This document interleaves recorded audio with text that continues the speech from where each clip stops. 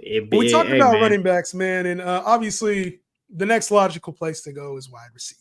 And this is Yes, a sir. fun spot because I think outside of the top 10 guys, Mhm. there's a lot of ambiguity. There's a lot of people that think one thing about upside. There's another that think a thing about floor or risk. Mhm. All kind of definitions. And I think this ADP is all over the place. So consensus often tells us like what most people are thinking. You can call most people like your casual viewer. P, who's a Mm. player you're higher on than consensus? Yo, one thing about me, man, and you've probably seen it on the TikToks, but one thing about me is I got a theme that I go by, and that's scared money don't make no money. So this dude I'm talking about, people are shying away off him because they're afraid. They're afraid he's going to get suspended. And this dude I'm talking about is Rashee Rice. And if you think about it, man, how many times in the history has there been a rookie wide receiver who showed out? Showed out to the tune in the regular season, 78 catches, almost 1,000 yards, 938, and 7 touchdowns, tied to the number one quarterback, right? A lot of that yardage came towards the second half of the season. So he's building and he's coming on. In as far as the numbers go in the regular season as well in the playoffs and the Super Bowl, the dude had 105 catches, 1,200 yards, and 8 touchdowns. They probably wouldn't have won the Super Bowl without him. Now, if I were to tell you that this dude, Rashee Rice, his ADP is at 78, they got him as the wide receiver 35, according to Fantasy Pros, the wide receiver 35. Rashee Rice, that's just crazy, bro. People are scared. Yeah, he got into trouble with the law, but can you tell me when the date for their for the court case is? I can't. Me neither. So if you ain't got a date for the court case and you don't got a verdict for that court case at least until 2025, why are you fading him now? Especially in redraft leagues, why are you fading him now? So another thing is people may be scared because they got, they drafted Xavier Worthy. They went and got Hollywood Brown. They got those pieces more to stretch the field, additional gadget plays. What that's going to do for Rashee Rice, that's still going to open up more work for him in the middle because he was eaten in the middle of the field. His, he's one of those guys that was more of a safety blanket in that middle of the field and was working the goddamn middle. So Rashee Rice, if you're fading him and he's going all the way to 7 as an ADP, you could get him around the late 7th round. Yeah, like wide receiver 30-ish. Yeah, that's what I'm talking about. Like wide receiver 35. Rashee Rice it's such a huge value because there's a high possibility he's not even going to get suspended.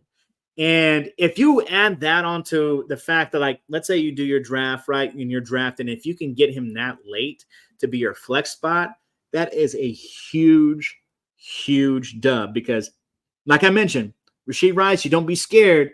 You know what I mean? You got to have some nuts. But draft him with confidence, bro, because there's a high chance he won't even get suspended until 2025. Yeah, the suspension is the only thing holding you back. He's going way too low right now. Obviously, a lot of other weapons in KC, so you got to be the judge of that yourself. You got to be the Yes, judge sir. of that. Is KC back? Is Kelsey back? Or is Hollywood Brown going to come back and take some work? Is Xavier Worthy going to do his dirt? But Rashee Rice, the consistent hog for that offense, so I ain't mad at it. Now, P, I know you've been on your yapathons. This might be a yapathon for me, all right? This might be a yapathon for me, bro. Stephon Diggs. The hell we doing with Stephon Diggs? And his ADP right now has cratered. He is going outside the top 20 receivers in a lot of PPR leagues, viewed as the secondary option to Nico Collins in this passing game. Last year, we're talking about a guy that had 160 targets in Stephon Diggs. Going to a team with Nico Collins, with Tank Dell, with Dalton Schultz, Noah Brown, all these just receivers that people are scared of. Why? Nico Collins didn't even have 110 targets last year. And we're scared of him because he's getting Stephon Diggs old money. Stephon Diggs is on a $22 million deal in his last year. That was his old contract. Nico just got paid that. So they saying, hey, Diggs or Nico, you're worth what Diggs used to be worth. And a lot of people think Nico is going to be the number one here. Listen, we talk about CJ Stroud and his pass attempts last year. He was at 500 pass attempts. But he was also third highest when it comes to average depth of target. So when you talk about this schematically for a football team, what does this say? We need to get our guys closer to the line of scrimmage. Stroud's completion percentage was at 63%. We need to up his efficiency. We need to get Joe Mixon in here. We need to make the game easier for our quarterback instead of pushing everything downfield. What's that mean? Less Tank Dell, less Nico Collins. The writing is there. If y'all can't see it, the writing is there. Trust the defense. Let's get the run game. Let's be more efficient, especially to your point about CJ Stroud earlier. When you talk about where this game was going for Tank Dell, he was over 14 yards average depth of target. Nico Collins was over 11 yards average depth of target. So when you start to factor in what is Diggs going to do in this offense, he's going to command 25% target share. And y'all know me. I don't be talking A-dot in target share, but this is how you apply it. This is how you apply it. Not he had a high average depth of target, so he's going to be good. You have to be able to look at things schematically with these numbers. And schematically, this is showing that the team is getting veteran pieces to help out with the young core. Everybody wants to be on Nico Collins. Y'all weren't drafting Nico Collins last year in the top 50 receivers. And now all of a sudden he's a lock for a top 12 guy because he had a strong season.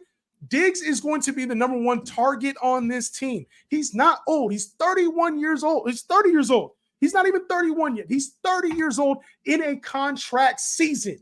If you are fading Stephon Diggs, you are playing the game the wrong way. Stephon Diggs was a top 10 receiver last year. In a year, you thought he was shit. You thought Stephon Diggs was trash last year. He was a top 10 receiver. So miss me with all that shit. He was elite in the first half. He fell off a little bit in the second half when they changed schemes. Now in a scheme that is friendly for his system, give me all the Stephon Diggs in the third round that you can. Stephon Diggs, one of my favorite receivers to draft this year, man. Yeah, I'm not going to hold you, man. I love the passion. I love it. I love it. I ain't here for the Nico Collins hate, bruh. I'm not here. Nico's a peak guy. Hey, Nico's a peak guy. You know, it is. But you make some really good points, man. With him, with the A-dot and how you're supposed to use it. You got Tank Dell. You got Nico Collins. Those guys are field stretchers. That's going to leave the middle of the field open for, you know what I'm saying, for Dalton Schultz, for your guy Diggs, man. So if you fade Diggs, man, he may just dig you a grave. If you fade Diggs, man, well, we got to talk about fades too, because obviously we talk a lot. We got passionate right there about.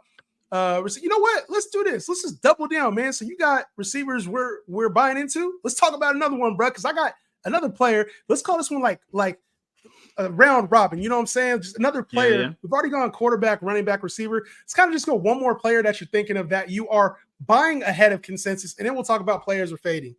Yo, another player I'm buying ahead of consensus is this dude's always been a P favorite. May not be the healthiest, but if he puts it together, he's gonna win you a league. And where you can draft, obviously the dude I'm talking about may not be obvious, but let me just tell you, man, T. Higgins, bruh. T. Higgins, the wide receiver 2 to Jamar Chase. Yeah. Almost lightweight, almost a wide receiver 1A sometimes of what it looks like when you're watching these games. Huge splash plays. What is he, 6'4", jump up and go get it type of guy. Red zone threat, making these crazy catches in the red zone. This dude, he plays around on average around 14 games per season. Last year, he played a little bit less. Last year, I'm throwing all that out the window. Right now, it's because of last year that Fantasy Pros got T. Higgins at wide receiver 28. Wide receiver 28. You got to draft. He's going right now in like around the 6th round. So to me, that's nuts. If you throw last year away, because you got to think last year he was hurt. Last year Jamar Chase was hurt. Last year Joe Burrow was hurt. Last year my feelings were lightweight hurt. You know what I'm saying? Because I had a lot of shares of T. Higgins. But I'm going to tell you like this. The years before that, even in 14 games, my man is putting up 1,008. Around 1,007, 1,008 in 2 consecutive years before that. This year, he's playing for that C. What's that C word? A contract. whether he's on the same team in Cincy or whether he goes to somewhere else and is the premier #1 target, he's playing for that contract. And it's funny because when players play for contracts, like T. Higgins, when he played for a contract, it seems like they can miraculously play more games than when they're not. It seems like those nagging injuries. Yeah, it's like, hey man, just give me a shot, man. We going out there and we suiting it up. They got to get their numbers. You know what I'm saying? So you can get T. Higgins. You can get T. Higgins in the 6th round. Wide receiver 28. He's gonna blow that out of the water. In a points per game basis, he's around the top 15 wide receiver. Again, excluding last year. But on a points per game basis, it's around the top 15 wide receiver, bruh. Just based off his catches, based off his touchdowns, and whatever else it is. But if you're fading T. Higgins, you're crazy right now. You could get him as your 4th wide receiver on your roster, and he'll be outperforming a lot of players, wide receiver 2s. So don't be no fool, man. And don't let the numbers, when you're looking at these blank numbers, don't get it confused. Don't get it twisted. T. Higgins is gonna ball out this year. Yeah, don't let ADP sink your judgment, man. A lot of times we look at ADP and we're like, ADP, I gotta go where they are. And like a lot of times, man, people fade people that hurt them last year. And it's a losing strategy, I'll say that. A player that actually helped a lot of people at this same ADP last year. Wide receiver 32 right now, which is absolutely insane. Keenan Allen. Keenan Allen was a top 10 receiver last year after being drafted in the wide receiver 20 range last year, because he was getting old. The same thing is happening this year. He's getting old. And at some point, we got to just acknowledge that this dude has been a top 5 receiver in the game for years. Now, do you have to worry about injury? Yeah, it's Keenan Allen. We know you got to worry about injury when it comes to Keenan Allen. But why are we worried about situation here? When you're going to an offense that needs Keenan Allen to eat up the middle of the field. In Shane Waldron's offense, you're looking at the middle of the field and deep targets downfield. We saw it in Seattle last year with DK Metcalf. We saw it with tight end usage. This is what they do. You take your shots in the middle, you take them downfield. Keenan Allen averaging over 10 targets for his career. You think all of a sudden he's going to become a 5-6 target guy out the slot when your rookie quarterback's best friend is close to the line of scrimmage, easy valves? Keenan Allen is one of the best in the league at getting open, and you're crying now about him gaining 15, 20 pounds so he can get through Chicago winters? To me, I just don't understand it. And he did this exact same thing last year, and we're going to get a value on him again. I don't know if Keenan Allen enters the top 10 yet again this year because of the offense, because he's playing with the rookie quarterback, but he's also on a contract here. He's also playing for something this year. So if we can get top 20 production out of Keenan Allen at wide receiver 32 as your wide receiver 4 or your flex, I'm taking Keenan Allen all day over consensus, my man.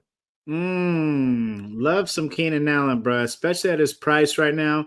Keenan Allen actually he helped me win a few leagues last year. So I can't be mad at it, bro. I cannot be mad at it.